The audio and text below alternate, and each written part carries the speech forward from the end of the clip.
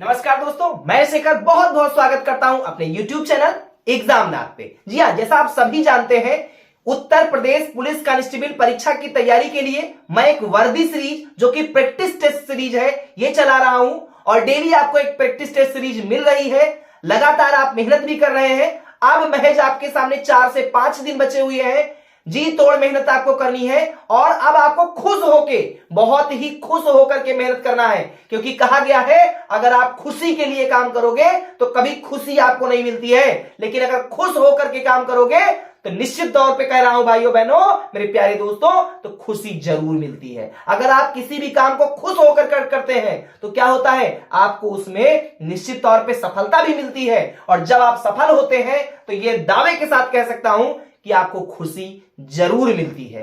तो चलिए बढ़ते हैं और देखते हैं, समय को बिना वेस्ट किए हुए आज का हमारा जो टॉपिक है वो है सामान्य ज्ञान के कुछ अति महत्वपूर्ण प्रश्न। हर प्रश्नों की व्याख्या करूंगा।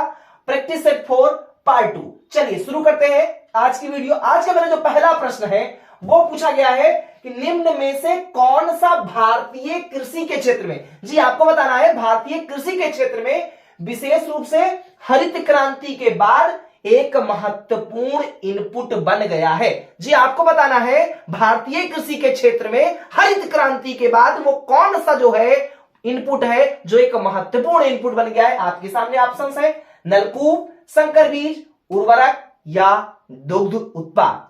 तो इसका जो राइट आंसर है वो है option C for Canada is the right answer. जी हां, उर्वरक जो है वह हरित क्रांति के बाद एक महत्वपूर्ण इनपुट बन गया है। क्या बना है? उर्वरक बना है। तो आपको एक बात बता दूं कि हरित क्रांति के बाद जो है वह उच्च उत्पादक बीज, रासायनिक जो उर्वरक है तथा कीटनाशक जो दवाइयां हैं इनके उपयोग में तीव्र वृद्धि हुई है। और मैं कह सकता हूं कि यहां पे ऑप्शंस में क्या क्या चीजें मैंने बताया आपको, जो उत्पादक बीज है, जो रासायनिक उर्वरक है, जो कीटनाशक दवाएं हैं, इनमें बहुत ही तीव्र वृद्धि हुई है। और इस तरीके से जो उर्वरक है इनका उपयोग सबसे ज्यादा होने लगा है हरित क्रांति के बाद। तो सबसे महत्वपूर्ण इनपुट कौन सा हो जाता है? तो महत्वपूर्ण इनपुट हरित क्रांति के बाद उर्वरक के रूप में प्रयोग हो रहा है। तो इस तरीके से option C for Canada is the right answer. चलिए बढ़ते हैं अगले प्रश्न की ओर। हमारा अगला प्रश्न है आज का, मध्य प्रदेश में खेती की विधि झूम कृषि, जी आपको बताना है जो एक खेती की विधि है जिसको झूम कृषि के नाम से जानते हैं, को भी कहते हैं। मतलब झूम कृषि को किसी और नाम से भी जाना जाता है। जी हां, जैसे किसी का नाम क्या है, घर पे नाम है राम खिलावन, लेकिन उसको प्यार से छोटा बच्चा है उसको लोग क्या बोलते हैं, चिंटुआ इधर आ। तो यहां पे चिंटू क्या है, उसका दूसरा नाम है ना, तो अगर चिंटू बोला जाएगा तब भी वही आएगा। यहां पे आपको बताना है जो झूम कृषि है, झूम कृषि को और किस नाम से जाना जाता है। फटाफट कमेंट बॉक्स में आप लोग जरूर उत्तर दिया करिए। यहां पे ऑप्शन है रोका, पेंडा, दहिया या कुरुआ। तो इसका जो राइट आंसर है वो option C for Canada is the right answer. जी हां, झूम कृषि को हम दहिया के नाम से भी जानते हैं। ध्यान रखिएगा कि जो मध्य प्रदेश में जो खेती की विधि झूम कृषि है इसको और किस नाम से जानते हैं, तो इसको हम दहिया के नाम से जानते हैं। झूम कृषि में जंगलों, झाड़ियों को काट करके जला दिया जाता है। क्या होता है, झूम कृषि जो होती है इसमें होता क्या है कि जो जंगल होते हैं, जो झाड़ियां होती हैं, इनको काट करके जला दिया जाता है और जो साफ की गई भूमि होती है, जो वहां पे जलाया गया तो वहां पे जो भूमि है वो साफ हो जाती है और जब साफ हो जाती है तो वहां पे बीज बो दिए जाते हैं। यही जो हमारी खेती है इसी को हम लोग क्या बोलते हैं, झूम कृषि बोलते हैं। और झूम कृषि का जो दूसरा नाम है या उसी का जो दूसरा नाम है वो क्या है, दहिया। तो यहां पे option C for Canada is the right answer. समझ में आया कि झूम कृषि को और किस नाम से जानते हैं, दहिया के नाम से जानते हैं। झूम कृषि क्या है, तो झूम कृषि में झाड़ियों को और जंगलों को काटकर जला दिया जाता है और साफ की गई भूमि की जुताई करके बीज बो दिए जाते हैं। इसी खेती को हम झूम कृषि, झूम खेती के नाम से जानते हैं। चलिए बढ़ते हैं अगले प्रश्न की ओर। हमारा अगला प्रश्न है आज का, निम्न में से कौन सी बागान फसल नहीं है। जी हां, आपको बताना है कि यहां पे 4 ऑप्शन दिए गए हैं, इन चारों में से वो कौन सा ऑप्शन सही होगा जो बागान फसल के अंतर्गत नहीं आता है? जी हां, तो यहां पे ऑप्शन है कॉफी, चाय, काजू या मोटे अनाज। आपको बताना है इन चारों ऑप्शंस में, मतलब कॉफी, चाय, काजू और मोटे अनाज में वो कौन सा विकल्प सही होगा जो बागान फसल के अंतर्गत नहीं आता है। जी हां, नहीं आता है। तो option D for Denmark is the right answer. जी हां, बागान जो फसल है वो मोटे अनाज जो होते हैं वो बागान फसल के अंतर्गत नहीं आते हैं। बिल्कुल, बागान फसल के अंतर्गत मोटे अनाज नहीं आते हैं, ध्यान रखिएगा। जबकि आपका कॉफी, चाय, काजू ये सारी चीजें क्या है, आती हैं, लेकिन मोटे अनाज बागानी फसल की श्रेणी में शामिल नहीं है मेरे प्यारे दोस्तों। जबकि कॉफी, काजू, चाय, नारियल, सुपारी, रबर आदि या ताड़ ये सारी चीजें जो है बागानी फसल के अंतर्गत आती हैं, बट मोटे अनाज जो बागानी फसलों की श्रेणी में शामिल नहीं है हमारे प्यारे दोस्तों। तो समझ में आया? यहां पे आपका ऑप्शन सही हो जाता है, option D for Denmark is the right answer. चलिए बढ़ते हैं अगला प्रश्न की ओर। आज का हमारा अगला प्रश्न है तूर दाल। जी हां, तूर दाल को अन्य किस नाम से जाना जाता है? तूर दाल को अन्य किस नाम से जाना जाता है? ऑप्शन है अरहर, जवार या मसूर या रागी। तो इसका जो राइट आंसर है वो है ऑप्शन ए, अरहर। जी हां, A for America is the right answer. तूर दाल को हम और किस नाम से जानते हैं? तो अरहर के नाम से जानते हैं। अन्य किस नाम से जाना जाता है? तो तूर दाल को अरहर के नाम से मेरे प्यारे दोस्तों जाना जाता है। अगर वीडियो आपको अच्छी लग रही हो तो प्लीज एक लाइक तो बनता है। अगर चैनल पे आप नए हैं तो चैनल को सब्सक्राइब जरूर करें, बेल आइकन की घंटी जरूर दबा दीजिएगा, जिससे समय समय पर आपको इसी तरीके की महत्वपूर्ण जो है वीडियोस प्राप्त होती रहे।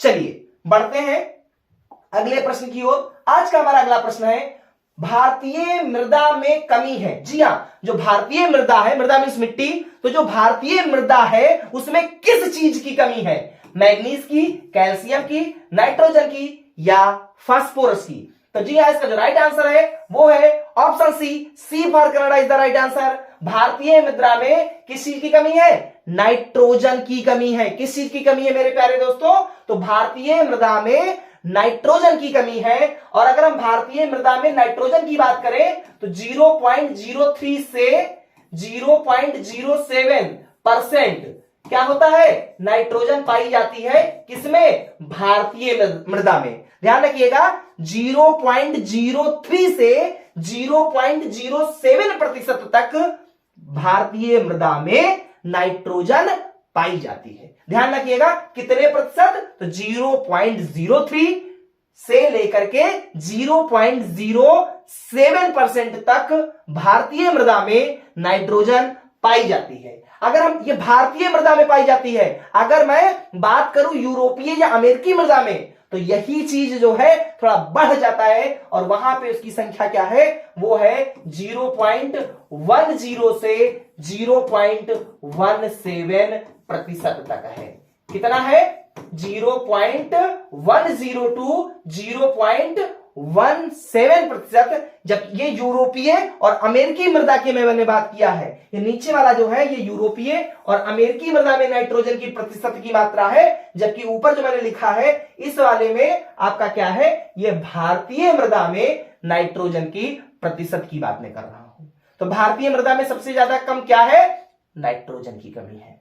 चलिए बढ़ते हैं अगले प्रश्न की ओर। अगला प्रश्न हमारा आज का है 1969 में कितने बैंकों का राष्ट्रीयकरण हुआ? जी हां, कितने बैंकों का राष्ट्रीयकरण हुआ? 14, 15, 16 या 20? तो इसका जो राइट आंसर है वो है ऑप्शन ए। जी हां, 1969 में 1969 में टोटल 14 बैंकों का राष्ट्रीयकरण हुआ था। जी हां, राष्ट्रीयकरण कितने बैंकों का हुआ था? तो 14 बैंकों का हुआ था। कब हुआ था? 1969 में हुआ था, 1969। ध्यान रखिएगा। चलिए बढ़ते हैं आज के अगले प्रश्न की ओर। आज का हमारा अगला प्रश्न है पूर्ण रूप से जीएसटी की सिफारिश द्वारा की गई थी। जी आपको बताना है कि जीएसटी की सिफारिश किसके द्वारा की गई थी? राजा चलैया समिति के द्वारा, विजय केलकर टास्क फोर्स के द्वारा, जीएसटी परिषद के द्वारा या मनमोहन सिंह आयोग के द्वारा? तो इसका जो राइट आंसर है वो है ऑप्शन बी। जी हां, option B for Bombay is the right answer.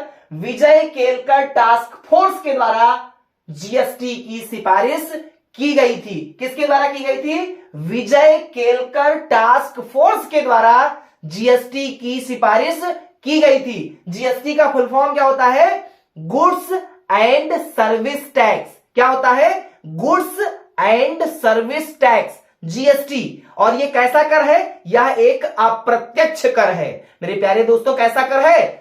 जो जीएसटी है, गुड्स एंड सर्विस टैक्स जो है, यह एक अप्रत्यक्ष कर है। और इसे लागू कब किया गया? तो ध्यान रखिएगा 1 जुलाई 2017 को इसे लागू किया गया। कब लागू किया गया? तो 1 जुलाई 2017 को पूरे देश में लागू किया गया। किसको? जीएसटी को। किसके सिफारिश पे किया गया था? तो ध्यान रखिएगा विजय केलकर टास्क फोर्स के द्वारा जीएसटी की सिफारिश की गई थी और इसे 1 जुलाई 2017 को पूरे देश में इसे लागू किया गया था।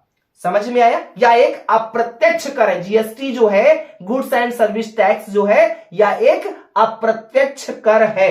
चलिए बढ़ते हैं अगले प्रश्न की ओर। आज का हमारा अगला प्रश्न है, भारतीय रिजर्व बैंक की स्थापना किस वर्ष हुई थी? जी हां, आपको बताना है जो भारतीय रिजर्व बैंक है उसकी स्थापना किस वर्ष हुई थी? 1930, 1935, 1940 या 1945 में? तो इसका जो राइट आंसर है वो है option B for Bombay is the right answer. जी हां, 1935 में भारतीय रिजर्व बैंक की स्थापना हुई थी। कब हुई है? 1935 में हुई है। और जो भारतीय रिजर्व बैंक है वह एक केंद्रीय बैंक है। ध्यान रखिएगा, जो हमारा आरबीआई है, भारतीय रिजर्व बैंक जो है वह एक केंद्रीय बैंक है। और भारतीय रिजर्व बैंक मींस आरबीआई जो है सभी बैंकों का क्या है? यह एक संचालक है।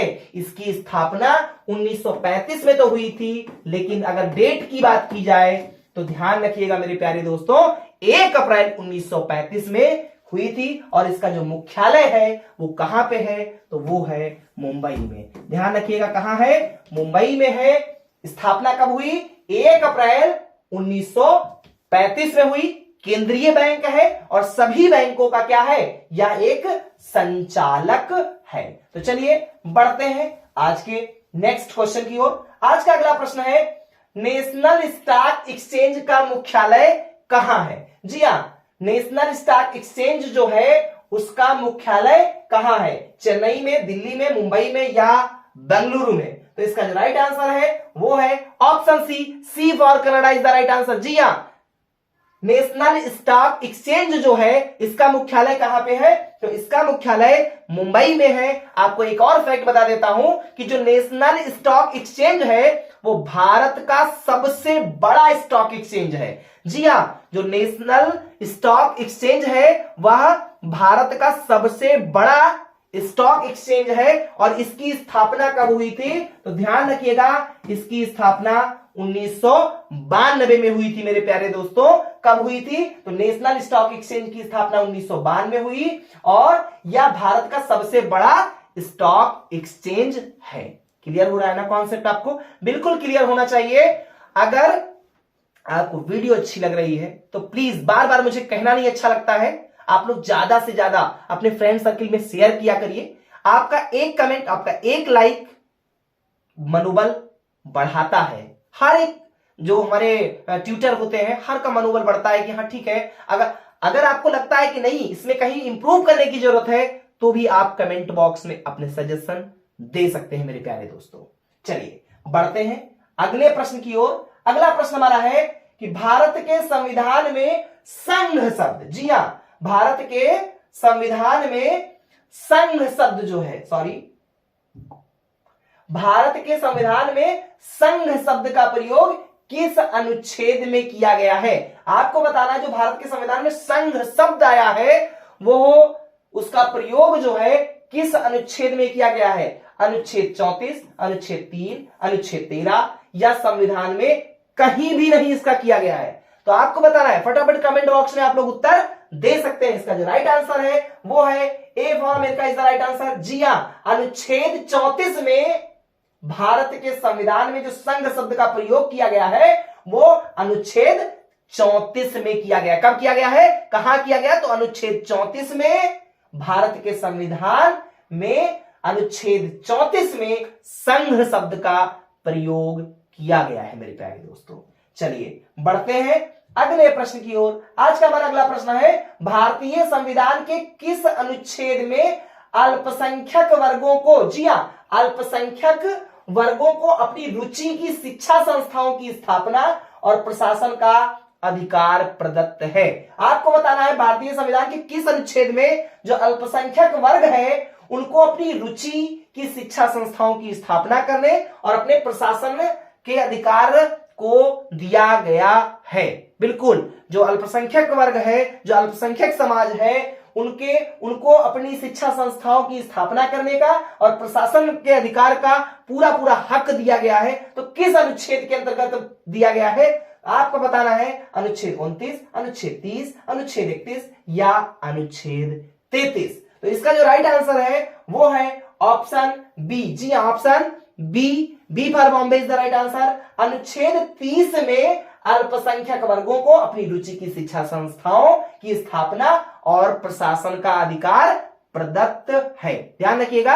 इसके अलावा जो शिक्षा संस्थाओं को सहायता देने में अगर हम बात करें तो जो राज्य होते हैं वो किसी भी शिक्षा संस्था के विरुद्ध इस आधार पर विरोध नहीं कर सकता है, नहीं करेगा कि वह धर्म का है, वो इस भाषा पर आधारित किसी एक को वो जो है अधिक लाभ दे दे। राज्य को भी ये अधिकार नहीं दिया गया है मेरे प्यारे दोस्तों।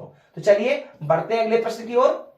हमारा अगला प्रश्न है, भारतीय संविधान के किस अनुच्छेद में अस्पृश्यता का अंत व उससे उपजी किसी निर्योग्यता को लागू करना दंडनीय अपराध है? आपको अनुच्छेद बताना है, अनुच्छेद 17, 18, अनुच्छेद 21 या अनुच्छेद 22। तो इसका जो राइट आंसर है वो है अनुच्छेद 17। जी हां, अनुच्छेद 17 भारतीय संविधान के अनुच्छेद 17 में अस्पृश्यता का अंत व उससे उपजी किसी निर्योग्यता को लागू करना दंडनीय अपराध है।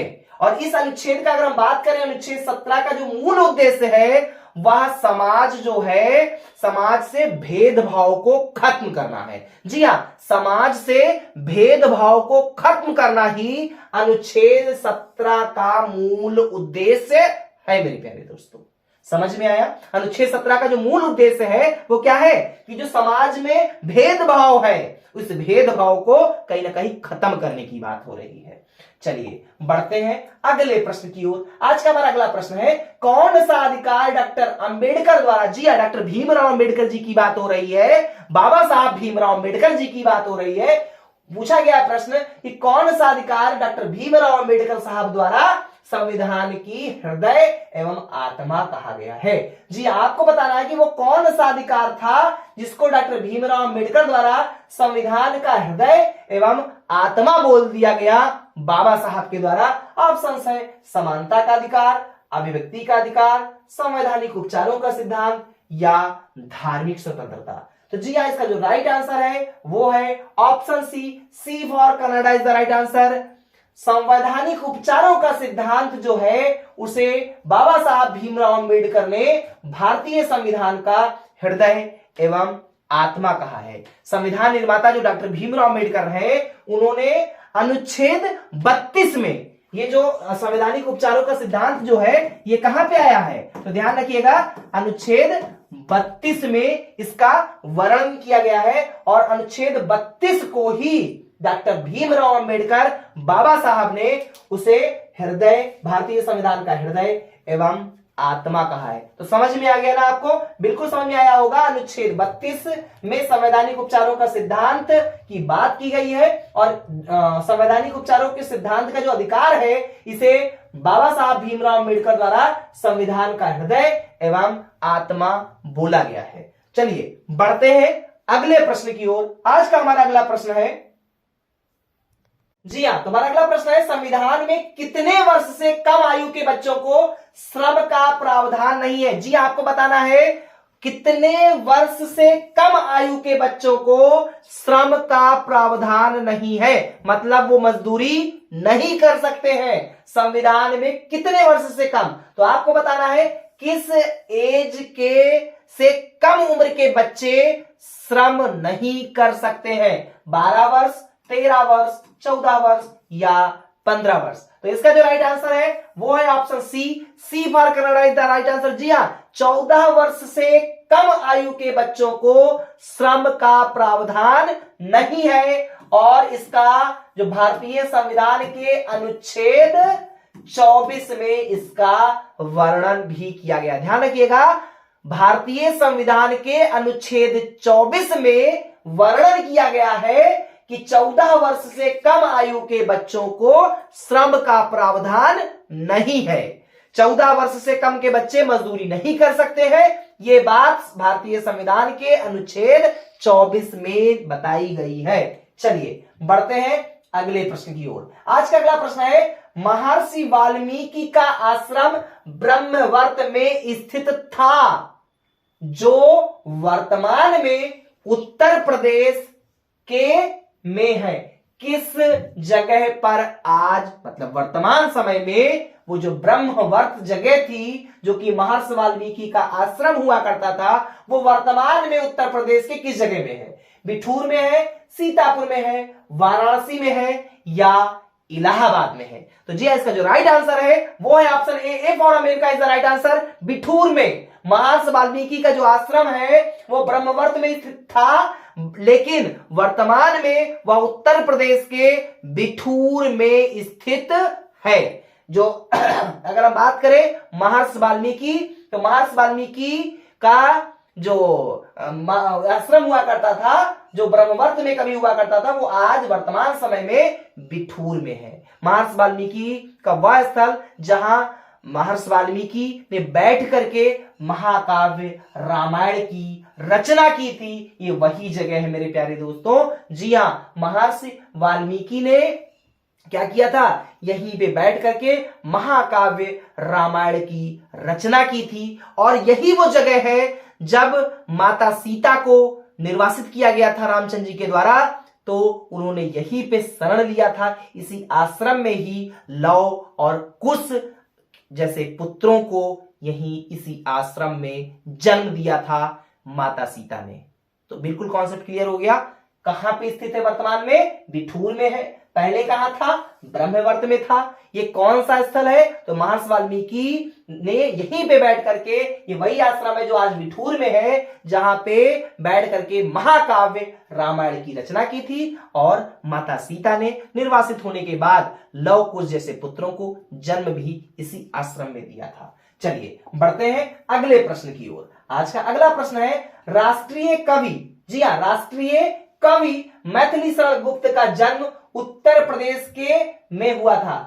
आपको बताना है किस जिले में हुआ है? कानपुर, लखनऊ, झांसी या उन्नाव? इसका जो राइट आंसर है वो है ऑप्शन, बताइए फटाक से आप लोग भी कमेंट बॉक्स में उत्तर जरूर दिया करिए। इसका जो राइट आंसर है वो है option C for Canada is the right answer. जो राष्ट्रीय कवि है मैथिली शरण गुप्त, इनका जन्म जो है वह उत्तर प्रदेश के झांसी जिले में हुआ था। और कब हुआ था? तो ध्यान रखिएगा 3 अगस्त 1886 को हुआ था। कहां हुआ? झांसी में हुआ। कहां हुआ? उत्तर प्रदेश के झांसी जिले में हुआ। कब हुआ? तो ध्यान रखिएगा 3 अगस्त 1886 को हुआ था। और एक बहुत बड़ा फैक्ट आपको बताऊं कि साहित्य जगत में मैथिली शरण गुप्त जी को दद्दा के नाम से संबोधित किया जाता है। जी हां, दद्दा के नाम से संबोधित किया जाता है। किसको? राष्ट्रीय कवि मैथिली शरण गुप्त जी को साहित्य जगत में दद्दा के नाम से संबोधित किया जाता है। और इनका जन्म कहां हुआ था? किस जिले में हुआ था? तो उत्तर प्रदेश के झांसी जिले में हुआ था। चलिए बढ़ते हैं अगले प्रश्न की ओर। आज का अगला प्रश्न है, गुप्त काल में टेराकोटा पक्की मिट्टी ईंटों से बना भीतर गांव मंदिर उत्तर प्रदेश के किस जिले में स्थित है? जी आज जो भीतर गांव मंदिर है, जो गुप्त कालीन है, जो पक्की ईंटों से बनाया गया था, वो किस जिले में है? चित्रकूट में है, कानपुर में है, गोरखपुर में है या वाराणसी में है? तो इसका जो राइट आंसर है वो है option B for Bombay is the right answer. जी हाँ, कानपुर जो भीतरगांव मंदिर है यह उत्तर प्रदेश के किस जिले में स्थित है? तो ये कानपुर में है और ये एक गुप्तकालीन मंदिर है जो कि पक्की ईंटों से, टेराकोटा से बनाया गया था। और एक और फैक्ट आपको बता दूं, जो भीतरगांव मंदिर है और जो भीतरगांव मंदिर की जो छत है वो शिखरमयी है तथा बाहर की दीवारों की ताकों में मृणमयी मूर्तियां भी दिखलाई पड़ती हैं। इसकी जो छतें हैं वो शिखरमयी है। कैसी है? शिखरमयी है। तो यहां केवल प्रश्न आपसे पूछा गया था कि गुप्तकालीन जो मंदिर है, भीतरगांव मंदिर जो कि पक्की ईंटों से बना था, वो किस जिले में स्थित है? तो उत्तर प्रदेश के कानपुर जिले में स्थित है। चलिए बढ़ते हैं अगले प्रश्न की ओर। आज का अगला प्रश्न है, वाराणसी के विश्वनाथ मंदिर का निर्माण द्वारा किया गया। किसके द्वारा? जो काशी का विश्वनाथ मंदिर है वो काशी का जो विश्वनाथ मंदिर है, तो विश्वनाथ मंदिर का निर्माण किसके द्वारा किया गया था? रानी अहिल्याबाई, हरिश्चंद्र, राणोजी सिंधिया या मोरोपंत पिंगल? तो इसका जो राइट आंसर है वो है रानी अहिल्याबाई। जी हां, इंदौर की महारानी अहिल्याबाई के द्वारा कब किया गया था? तो ध्यान रखिएगा 1780 में। जो वर्तमान जो विश्वनाथ मंदिर है, वैसे तो इसका 3500 पुराना इतिहास है, लेकिन जो वर्तमान में विश्वनाथ मंदिर है इसकी स्थापना किसने किया था, इसका निर्माण किसने करवाया था? तो इंदौर की महारानी अहिल्याबाई ने 1780 में विश्वनाथ मंदिर का निर्माण कराया था। और ये जो विश्वनाथ मंदिर है, जो काशी का विश्वनाथ मंदिर है, यहां भगवान शिव के 12 जो ज्योतिर्लिंगों में काशी विश्वनाथ मंदिर भी शामिल है मेरे प्यारे दोस्तों। जी हां, भगवान शिव की जो 12 ज्योतिर्लिंगों की बात होती है उसमें काशी विश्वनाथ जो मंदिर है वो भी शामिल है। और वाराणसी को भगवान शिव की नगरी भी कहा जाता है। जी हां, वाराणसी को भगवान शिव की नगरी भी बोला जाता है, कहा जाता है। चलिए बढ़ते हैं अगले प्रश्न की ओर। आज का हमारा लास्ट क्वेश्चन होगा, माघ मेला के दिन शुरू होता है? मकर संक्रांति के दिन, बसंत पंचमी के दिन, महाशिवरात्रि के दिन या अक्षय तृतीया के दिन? तो इसका जो राइट आंसर है वो है option A for America is the right answer. जी हां, जो माघ मेला है वह मकर संक्रांति के दिन शुरू होता है। माघ मेला प्रयागराज में हर वर्ष माघ मतलब जनवरी में लगता है और इसकी शुरुआत जो है वह मकर संक्रांति के दिन से शुरू होता है। समझ में आया? माघ मेला की शुरुआत कब से होती है? तो वह मकर संक्रांति के दिन से होती है। तो यह था आज का हमारा जो है सामान्य ज्ञान से संबंधित कुछ अति महत्वपूर्ण प्रश्न। अगर वीडियो आपको अच्छी लगी है तो प्लीज दोस्तों के साथ ज्यादा से ज्यादा शेयर करिएगा। वीडियो अच्छी लगी है तो लाइक करिएगा और अगर आप चैनल पे नए हैं तो चैनल को सब्सक्राइब करना मत भूलिएगा। समय बहुत कम है, मेहनत निरंतर होनी चाहिए। धन्यवाद, बहुत बहुत धन्यवाद, थैंक्स।